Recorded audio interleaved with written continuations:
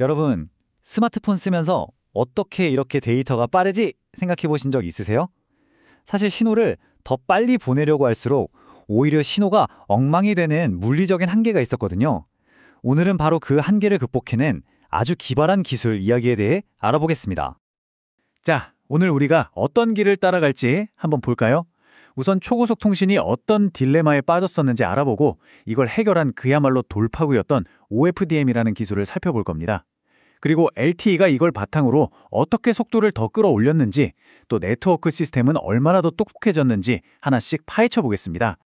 당연히 우리 모두 스마트폰이 더 빨랐으면 하잖아요? 그런데 말이죠. 엔지니어들한테는 이게 정말 큰 숙제였습니다. 왜냐하면 무선 통신에서는 속도를 높이는 것 자체가 또 다른 문제를 낳았기 때문이죠. 맞아요. 좀 이상하게 들릴 수도 있는데 무선 통신에서는 신호를 그냥 막 빠르게 보낸다고 좋은 게 아니었어요. 그 이유를 이해하는 게 바로 오늘 이야기의 핵심, LTE 기술을 파악하는 첫 걸음입니다. 그러니까 데이터 속도를 높이려면 이 심볼 시간이라는 걸 줄여야 해요. 데이터 한 덩어리를 보내는 시간인데 이걸 짧게 만들수록 더 많은 데이터를 보낼 수 있으니까요. 근데 문제가 뭐냐면 이 시간을 너무 짧게 줄여버리면 수신하는 쪽에서 신호들을 제대로 구분할 수가 없게 되는 거죠. 바로 신호의 메아리 때문입니다. 기지국에서 쏜 신호가 나한테 바로 오기도 하지만 주변 건물이나 지형에 부딪혀서 반사된 다음에 조금 늦게 도착하기도 하거든요. 이게 바로 그 유명한 다중경로 페이딩이라는 현상입니다. 자, 그럼 이 메아리가 뭐가 그렇게 문제일까요? 크게 두 가지예요. 하나는 먼저 보냈던 신호의 메아리가 바로 뒤에 오는 신호에 겹쳐버려서 데이터를 오염시키는 심볼 간 간섭을 일으키고요. 더 최악인 건 원본 신호랑 메아리가 서로 부딪혀서 신호 자체가 그냥 사라져버리기도 한다는 겁니다. 근데 신호를 빨리 보낼수록, 즉 심볼 시간이 짧아질수록 이 문제는 훨씬 더 심각해졌어요. 자, 그러니까 핵심은 이거예요. 예전처럼 그냥 신호 하나를 무작정 빠르게 보내는 방식으로는 더 이상 답이 없었다는 거죠. 완전히 새로운 접근법이 필요했습니다. 바로 여기서 정말 기가 막힌 발상의 전환이 나옵니다. 하나의 엄청나게 빠른 신호 대신에 데이터를 아주 잘게 쪼개서 수천 개의 느린 신호에 나눠 담아 동시에 보내는 거죠. 이게 바로 직교 주파수 분할 다중 방식, 우리가 아는 OFDM 기술입니다. 각각의 신호는 아주 느리게 가니까 아까 말한 그 개아리 문제에 훨씬 강해지는 거예요. 아니 근데 이렇게 수많은 신호를 그 좁은 지파수 안에 어떻게 다 집어넣을 수 있었을까요? 비밀은 바로 직교성이라는 수학 원리에 있습니다. 아주 간단히 말하면 하나의 신호가 최고점을 찍는 바로 그 순간에 옆에 있는 다른 신호들은 정확히 0이 되도록 설계하는 거예요. 그래서 신호들이 서로 겹쳐 있는 것처럼 보여도 수신기 입장에서는 서로 간섭 없이 완벽하게 구분해낼 수 있는 거죠. 정말 영리하죠? 결과적으로 이 심볼 시간이 66.7 마이크로초로 아주 넉넉하게 길어지면서 성가시게 따라오던 신호 메아리들은 이제 거의 무시해도 될 정도가 된 거예요. 이렇게 3세대 통신까지 엔지니어들을 괴롭혔던 고질적인 간섭 문제를 아주 우아하게 해결해버렸습니다. 자, 이렇게 가장 큰 골칫거리였던 간섭 문제를 해결했는데요. 이게 끝이 아니었습니다. 이건 사실 놀라운 속도를 내기 위한 첫 단추에 불과했거든요. 이제부터는 어떻게 속도를 더 끌어올렸는지 살펴보겠습니다. OFDM의 원리는 생각보다 아주 직관적이에요.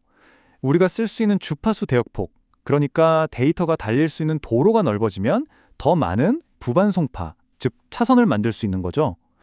도로가 2배 넓어지면 차선도 2배 많아지고 속도도 거의 2배 빨라지는 식입니다.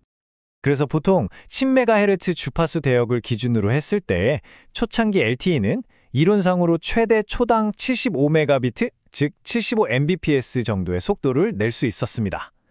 하지만 75mbps, 이걸로는 만족할 수 없었죠. 그래서 LTE는 여기에다가 2개의 강력한 터보 엔진을 장착합니다. 바로 마이모, 그리고 주파수 묶음 기술입니다. 이 그래프를 보시면 그 효과가 얼마나 엄청난지 한눈에 들어오죠. 기본 LTE 속도에서 안테나를 2개씩 쓰는 마이모 기술만 더해도 속도가 100mbps로 오르고요. 여기에 서로 다른 주파수 대역을 꽁꽁 묶어서 하나의 큰 길처럼 쓰는 주파수 묶음 기술까지 더하니까 와, 속도가 그냥 300mbps를 훌쩍 넘어버립니다. 우리가 지금 흔히 쓰는 LTE Advanced, LTEA가 바로 이거예요. 그런데 이런 혁신이 단지 무선 신호 기술에만 있었던 건 아니에요. 이 빠른 속도를 제대로 지원하려면 네트워크 시스템 전체가 완전히 새롭게 태어나야 했습니다. 보세요. 이게 예전 3G 네트워크 구조인데 딱 봐도 뭔가 복잡하죠? 음성 통화가 가는 길이랑 데이터가 가는 길이 따로 있었거든요. 그런데 LTE는 이걸 싹 다 정리해서 모든 데이터가 인터넷길, 즉 IP 기반의 한 길로만 다니게 만들어버렸습니다. 훨씬 깔끔해졌죠? 이렇게 구조가 단순해지니까 뭐가 좋을까요? 당연히 훨씬 효율적이고 또 유연해졌습니다. 특히 앞으로 수많은 기기들이 인터넷에 연결될 텐데 그런 상황에 대처하기가 훨씬 쉬워진 거죠. 물론 비용도 절감되고요. 결국 이 한마디가 모든 걸 설명해 주는 것 같아요.